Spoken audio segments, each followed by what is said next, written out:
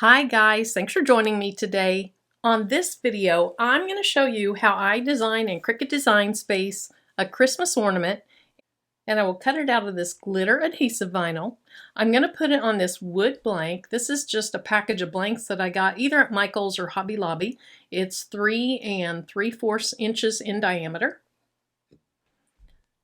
I'll glue some ribbon to the back so that I can have a loop to hang it by. And then I use the color Honeysuckle Pink because I love pink. I have a white and a pink Christmas tree. You could use any Cricut machine that you want to do this. I'm going to use my Cricut Joy today, but the Maker or any other of the models would work fine. So let's go over to the software and start our design. I have a blank canvas for a new project in Cricut Design Space. The first thing that I want to do is get a circle. So I'll click on Shapes, Circle. Then I want my circle to be 3.4 inches in diameter. My circle is actually 3.5, but I want to have a little bit of extra space so that the vinyl doesn't accidentally hang over the edge. Then I'm going to go ahead and change this to red just because it's prettier. Then I'll duplicate the circle. Then I don't really know what size I want this. I don't really have a preconceived notion, but I want an outline around my ornament. So I'll go a little bit smaller. Okay, so I ended up at 2.886 in case you're following along exactly on this. Then I'm going to align that, center it horizontally and vertically. Now, I have two items selected, so I can use the slice tool. So I'll click slice, drag that out of the way. I can just delete this, and then this is my outline. Because eventually the thing I'm making out of this layer is going to be welded back to my outside layer, I am going to make it just slightly bigger so that I know all the edges will touch, so that it will weld sufficiently. So I took that up to 2.928. I want to have a gap in the middle so that I can put a name or a year or something like that on it. So I'll click on Shapes again, get a square. I want to go ahead and unlock the proportions so I can make it more of a rectangle. And then let me just lay it over my circle and see what looks good. I want a decent amount of the red left, so let's go down to, let's go 1.2.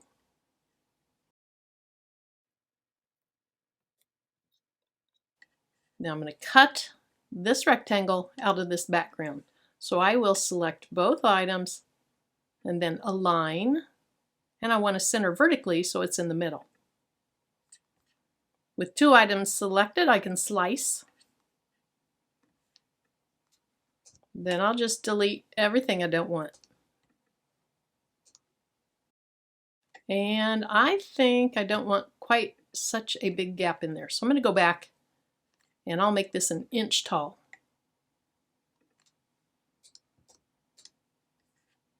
Okay, so I need to recenter that. Center vertically. Again, I'll just slice what I don't want, save what I do want, and then since I've selected all those, you can just delete it all at once. So eventually this will be back in there like that. But I want one more little detail. I've seen this on Pinterest. I thought it was really cute. I'm going to get a long thin line. That's 0.111, and then I'll duplicate that. And I'm going to slice out right here and right here. Now I want to make sure that they are in the same place. So they're the same distance off this edge and this edge. So what I'm going to do is go ahead and select both rectangles. I'll group those. Now I can go ahead and add the circle to it. So I hold the command down and add the circle, align, and again, center vertically. It adjusts them right up where you want them.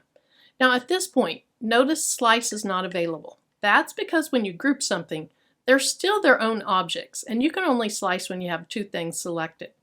So I have two options. I can either go ahead and weld these two lines together, and then I'd be able to slice out of my bottom layer, or second, I could go ahead and ungroup them, select the circle, and then add one of those to it.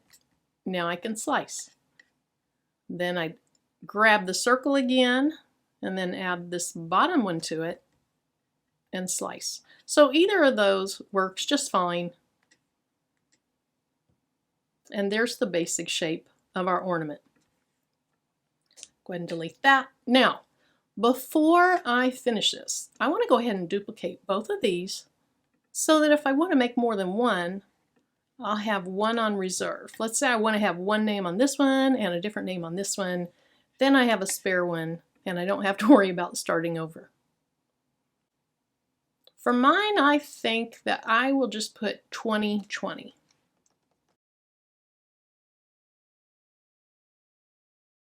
Okay, so remember that this was about 1 inch tall, so I'm in the right ballpark as far as height. But first I want to decide on my font. So I'm going to go to my system fonts since I can get those for free.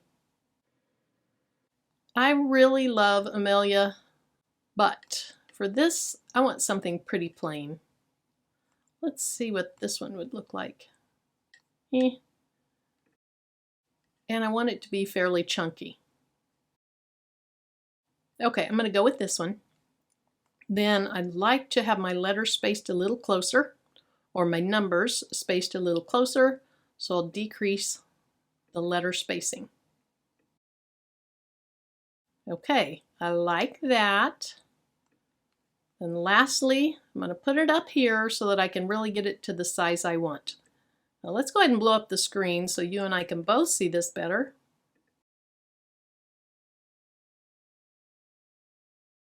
Now what I'm going for is for these numbers to barely touch up here and barely touch down here.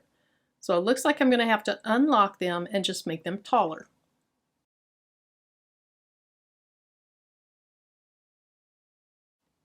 Okay, then I think one more time I'll use that center vertically, and I think that'll work fine. Let's go ahead and change the color of my 2020 to red. When I weld it, it's going to either change it all to red or all to green, or all to red or all to black. I'm not sure which one, but since I changed it, it won't matter. All right, let's see what happens when I weld it. Oh, actually, let's go ahead and align that horizontally too. There we go. We'll weld that. Oh, that looks good. Perfect. Okay, so now it's time to put it back in my circle. And remember, I made this just a tiny bit bigger than it originally was so that I would know it would touch all the sides of the circle. So we'll click Align and center both vertically and horizontally. And once more, we'll weld. So cute. So that this one down here doesn't get sent to my Cricut at the same time, I'm going to just change the color. Then it'll try to send them as different layers, and I can just select this one to cut. So I'll cut Make It. Now I can tell I'm on my Maker, and I want to be on my Joy. So there we go. We change it right here. And now I'll say Make It Again. Since this is adhesive vinyl, I don't need to mirror it, but if you decide to do it on heat transfer vinyl, you would want to mirror your design. So I'll click Continue. And then I'm using a Cricut glitter vinyl. Well, I don't know if it's frosted glitter, but I guess we'll go with that. So I'll click Done. We're ready to change the camera angle and cut. Before I move on, I want to also let you know that I did spray my ornament with some Mod Podge. You wouldn't have to do that. I just wanted to kind of even out the sheen of the paint, and that's a good way to do that. I have my glue gun heating up. My Cricut light is flashing, so it's waiting on me to load my material. Just like the other Cricuts, when you let it place it on the mat for you, it puts it in this upper left corner. You can manipulate it for the Joy just like you can the other machines.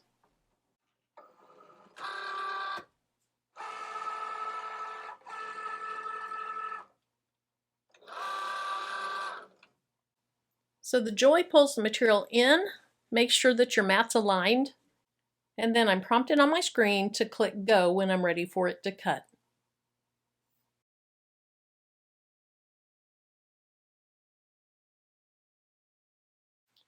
Then when it finishes on my screen, I'm prompted to unload it. Okay, a couple of things. I had to recut because I accidentally ripped my design the first time when I was weeding it. And then I don't think that I told you at the beginning of the video about this contact paper. I love to use this because it's inexpensive, and I use this as transfer paper or transfer tape. So let's see if I have better luck this time.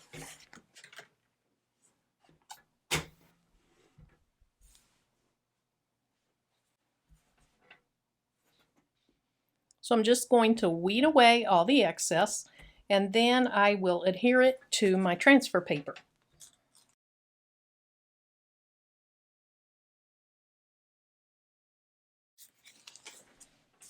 So when I use this as transfer paper, I like to just peel up one side just to get it started. Then I lay it flat along the side of my design. Get it smoothed out. Then while I'm pulling the backing off, I just keep pressing down so that you keep it smooth.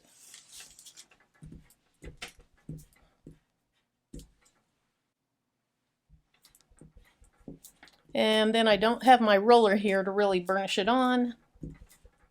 Now the cut is a little deep, so now I got to figure out how to separate my layers. There we go. And this glitter does not like to stick very well to my transfer paper, so hopefully I make it through this project with my sanity.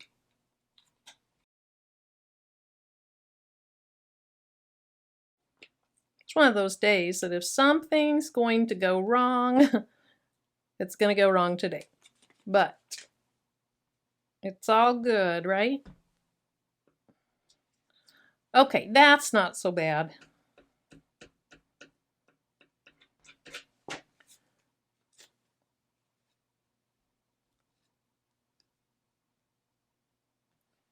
So then what I want to do before I really let it touch my ornament is kind of hover over it, make sure I like the placement. That looks good. And then again, I'll start from one side and rub to the other side just to try to keep it smooth. Or sometimes you might start at the center and press out.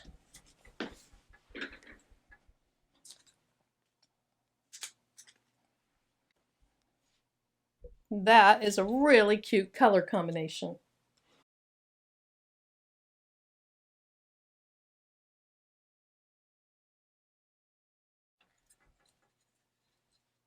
And there's our ornament. Really fun to make, inexpensive. And I think that turned out really, really cute. Thanks again for joining me. Until the next video, bye-bye.